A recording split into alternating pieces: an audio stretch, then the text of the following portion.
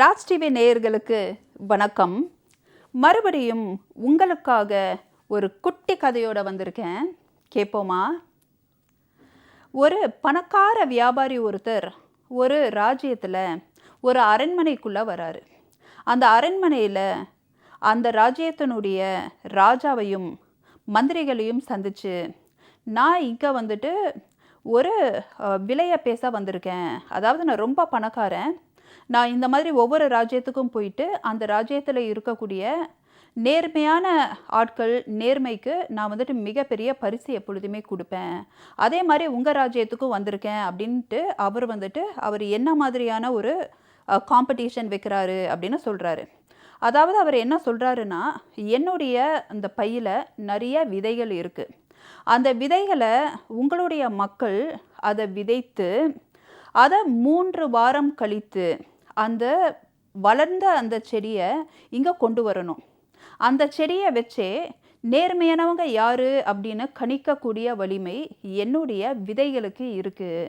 அது வந்துட்டு ஒரு மேஜிக்கல் சீட், ஒரு மாயையான இல்லை ஒரு மாயத்தை உருவாக்கக்கூடிய ஒரு மேஜிக்கல் சீட் அப்படின்னு அந்த ராஜா கிட்ட சொல்கிறார். அந்த ராஜாவுக்கு ஒரே ஆச்சரியம். ஓ, இப்படியும் ஒரு விதை வந்துட்டு யார் வந்துட்டு நேர்மையானவங்கன்னு கண்டுபிடிக்க முடியுமா? அப்படி நேர்மையானவங்க யாருன்னு தெரிஞ்சதுன்னா இந்த வியாபாரி கிட்ட அவங்க வந்துட்டு மிகப்பெரிய பரிசு வாங்குவதோட நான் என்னுடைய அரண்மனையில் அவங்களுக்கு ஒரு மந்திரி பதவியும் கொடுப்பேன் அப்படின்ட்டு அவர் ரொம்ப ஹாப்பியாக இதை வந்துட்டு மக்களுக்கு அறிவிக்கிறாரு. ஒரு நாள் காலையில் மக்கள் எல்லாம் கூடியிருக்கும்போது இந்த விதைகள் எல்லாருக்கும் பரிமாறப்படுது. அந்த ராஜா என்ன சொல்கிறாருன்னா, 3 வாரம் கழித்து நீங்கள் வந்துட்டு பாதுகாத்து இந்த விதையை வந்துட்டு நீங்கள் நட்டு தினம் அதை தண்ணி ஊற்றி பராமரித்து அதை வளர்த்து எடுத்துட்டு வாங்க. இதில் உங்களுடைய நேர்மையை கண்டுபிடிக்கக்கூடிய ஒரு சூட்சமம் இருக்குன்னு ராஜா தன்னுடைய ராஜ்ய மக்களுக்கு சொல்கிறாரு. 3 வாரம் ஆகுது. எல்லாரும் அவங்களுடைய விதைகளை தண்ணி ஊற்றுறாங்க.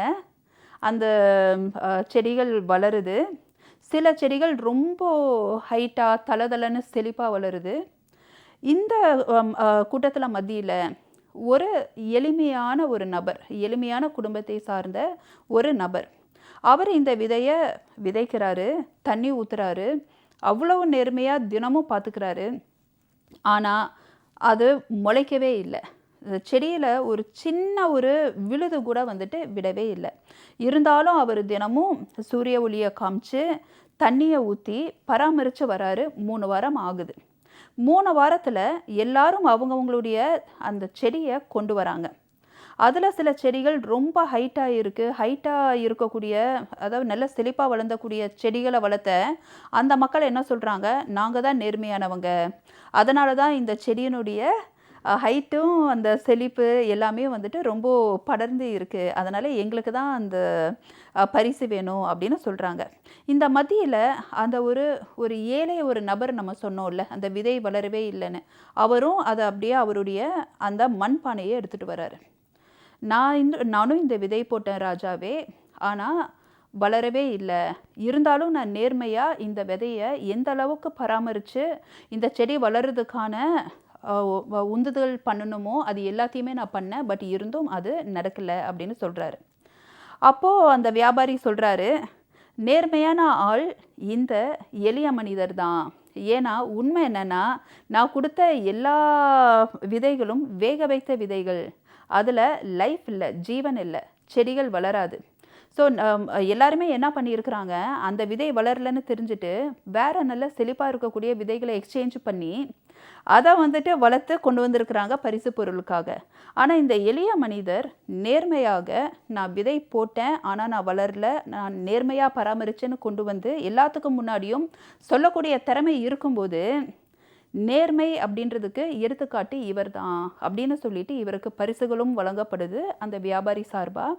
ராஜாவும் இவருடைய நேர்மையை பாராட்டி அவருக்கு ஒரு மந்திரி பதவியும் தராங்க. அதாவது நம்ம ஒரு விஷயம் புரிஞ்சுக்கணும், வாழ்க்கை நம்ம வெற்றியை அடையிறதுக்கு பல ஷார்ட்கட்ஸ்குள்ளே போகணும் அப்படின்ற நம்ம வந்துட்டு அந்த மாதிரி நம்மளை தூண்டும்.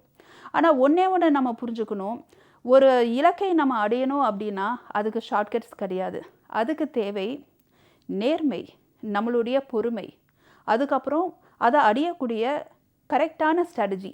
ஷார்ட்கட்டில் நான் ஒன்று அடைவேன், அது தப்பு செஞ்சாலும் பரவாயில்ல அப்படின்னு இருக்கிறது ஒரு நல்ல வாழ்க்கையை உருவாக்காது. ஒரு நல்ல வாழ்க்கைன்றது என்ன அப்படின்னா, நீங்கள் வெற்றி பெறுதலை கிடையாது. எப்படிப்பட்ட சூழல் வந்தாலும் நான் நேர்மையை தவறாமல் பொறுமையை கடைபிடித்து நல்ல அறத்தோடு வாழ்கிறேன் அப்படின்ற ஒரு வாழ்க்கையை வாழ்வது மட்டும்தான் ஒரு சிறந்த வாழ்க்கை. மறுபடியும் உங்களுக்காக ஒரு குட்டி கதையோட நாளை சந்திக்கிறேன். நன்றி, வணக்கம்.